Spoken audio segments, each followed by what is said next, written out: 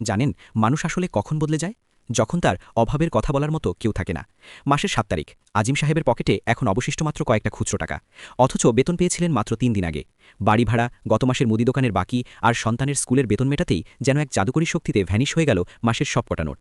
বাজারে গিয়ে তিনি বড় ইলিশটার সামনে দাঁড়ালেন। ইলিশের কানকোটা উল্টে দেখলেন বেশ তাজা।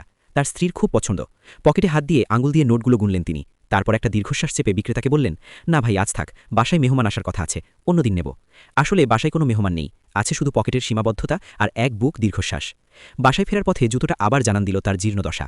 তলাটা আলগা হয়ে গেছে, হাঁটলে শব্দ হয়। নতুন একজোড়া জুতো মানেই আগামী ১০ দিনের বাজারের টাকায় টান পড়া।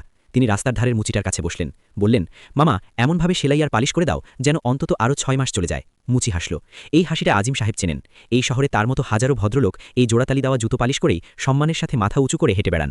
রাত ১০টা, ডাইনিং টেবিলে বসে আজিম সাহেব যখন দেখলেন তার সন্তান ডাল আর আলু ভর্তা দিয়েই তৃপ্তি করে খাচ্ছে, তখন তার মনে হলো পকেট খালি হলেও তার দায়িত্ববোধটা এখনও পূর্ণ। মধ্যবিত্তের এই নীরব লড়াই আসলে হারের গল্প নয়, বরং নিজের সবটুকু বিসর্জন দিয়ে আপনজনদের মুখে হাসি ফোটানোর এক মহাকাব্য। সংসার চালাতে গিয়ে নিজের শখ আহ্লাদ বিসর্জন দেওয়া এই মানুষগুলোই আসলে সমাজের প্রকৃত হিরো। তাদের ত্যাগই আমাদের পৃথিবীর চাকা সচল রাখে। আপনার জীবনেও কি এমন কোনো ত্যাগের গল্প আছে?